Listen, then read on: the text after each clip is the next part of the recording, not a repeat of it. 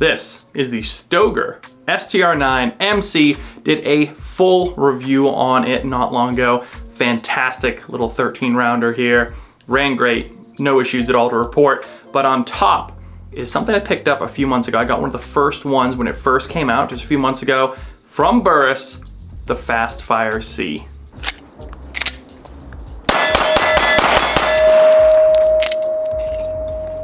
I think I was riding the slide.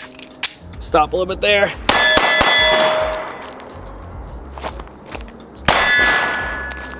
Got him. What you're looking at here is an RMC footprint style of micro red dot. So it's a small red dot, nice and compact, designed for pretty much any of the smaller handguns. Think SIG P365, think Shield, Springfield Hellcat, the Stoeger STR9 MC, anything that has that RMSC footprint. Nice and low profile there. You can kind of see it lines up really well with the iron sights. In fact, it's designed so the dot is a 1/3 co-witness on most standard iron sights for that nice line adjustment there. So it has a nice backup feature. You can actually have that 1/3 co-witness. Fantastic, nice low profile. On the back here, you can kind of see it does have backup irons. In a way, a lot of red dots, especially smaller ones, have that, just to have like a little white line and a little notch there built into the red dot to kind of help in case the irons don't quite line up very well, or maybe you have a customized slide where this actually has the red dot back a little bit and maybe it takes up the place of the rear slide where the rear iron sight is. So that's a nice feature to have.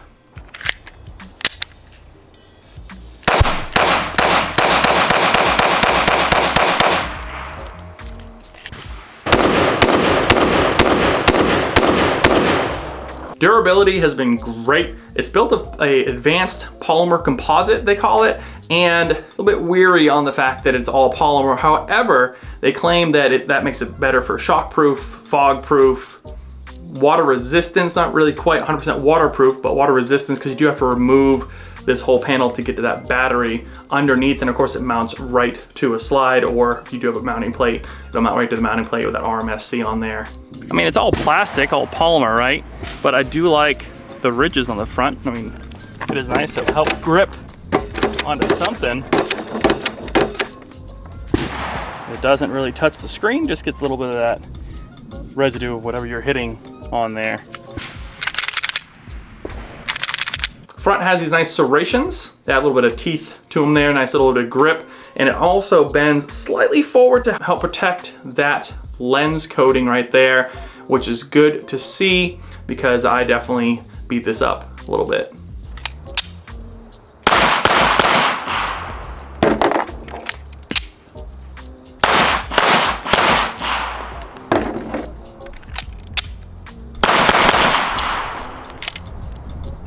$25,000 battery life, always on technology. So that's a advanced, almost shake awake with an auto adjustment setting in there. With that 25,000 hours, you can go and set it and kind of forget it. And then every couple of years, you probably want to get a fresh battery in there. In which case you take this off, put a new battery on in there and drop it in. No issues with it coming loose. There was some Loctite on the screws already, but they seem to hold very well. And the best part is, see if you guys can see that, it has nice big screw heads in there. Now that is a pet peeve of mine. I hate the tiny screw heads, the little Allen keys you need for some of these, and you really need nice beefy screws to make sure that these are locked down nice and tight, and that also you can take them off, especially for this one where you do have to take it off for that battery every few years or so. So it's good to see high quality hardware coming with a red dot like this, especially in that price point, which this does fit very well in the price points of a lot of the micro red dots, and it's really one of the better options in terms of pricing, especially with that nice low profile design there. And really the build quality has been excellent. There is an 80 MOA adjustment for windage or elevation, so plenty there. It's just a little tiny slit, so you need a little screwdriver in there. You can't really get a casing or anything like that we're kind of used to, but just a little tiny, think glasses type little flathead you can get in there to make those adjustments, which you should have like a fix-it sticks kit or something with you at all times anyways for when you go to the range, just in case you run into an issue where you need to tighten something down. Most likely an optic.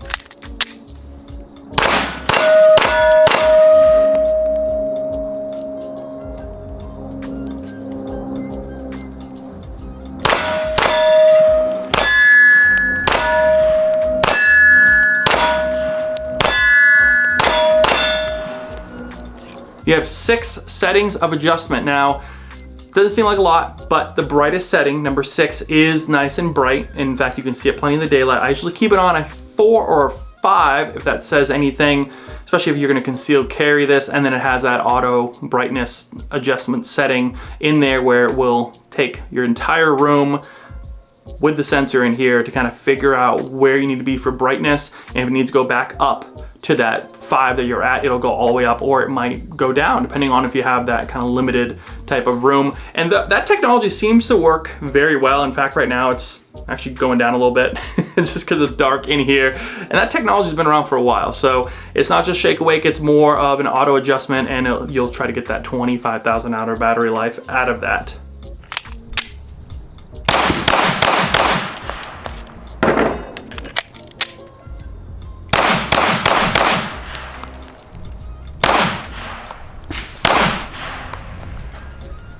Does have a little shim in there as well. So if you have a cut in there where the screws, don't tighten it down quite a bit, maybe there's some like limited amount of threads or something in there, there are some shims in the actual box. This one I actually put one of the shims in there. It's just a real thin piece of plastic that you put in there to kind of help make sure this is nice and flush and tighten down and flat to that optic plate or to the slide itself. Points really well. Can't complain there. And with that 1/3 co-witness, something that I think a lot of folks not really struggle with, but maybe don't think about often, is when you're slapping on a new optic, especially with a pistol like this, really getting it sighted in to where it needs to be can be kind of a challenge. It's a little bit different than rifles, but with this, you can go and just line it right up with where you'd aim with the sights already. And that dot's right there. And then next time, if you tilt the barrel up just a little bit, that dot will be right in the middle every single time.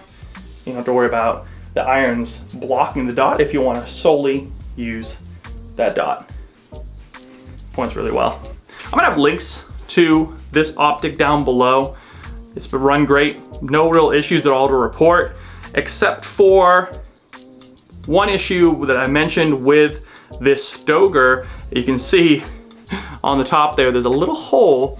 That little hole I mentioned in my full review spits up all that carbon and the back blast from when around the casing is being ejected. As soon as you fire off some rounds, you're gonna start seeing a blast of just grit going straight into the lens. And that's unique to this firearm, but it's just kind of an interesting note how I have to clean the optic lens off maybe every few mags just because it starts getting kind of crudded up a little bit. But that's shooting a ramp of debris straight into it, which is funny. So I mentioned that in the full review of this handgun. I've never seen that before. A lot of times they have a hole that goes shoot straight up. This one actually has an angle to it where it's shooting it straight in. If it went straight up, it'd probably be fine, right? It would last a little bit longer, but without having any kind of blockage of the actual view on the lens. But this actually fogs it up straight by going straight back in there. Not a problem with the optic, just kind of an interesting design of this handgun. But overall, it's been a great little optic. You can get them on Amazon and several other places. Again, I'll put a link down below. I'm gonna keep it on this little Stoeger. You'll probably see it in some future reviews. No reason to take it off. It's been running great. I was kind of worried about that polymer and the fact that it is Burris. Burris is considered more of a budget option. They've had some of the first red dots we probably have all used were from Burris. I remember like the original FastFire. A lot of those were things that we were already using from Burris. So it's already been kind of ingrained as like the more low budget option, although the quality here is great. I mean, there's no issues to report, so seems to be running fine. That is it for this review. If you have any questions about this little Burris FastFire C, hit them down in the comments. I'll be happy to answer them. As always, make sure you train hard, take care of the ones you love, and we'll see you in the next review.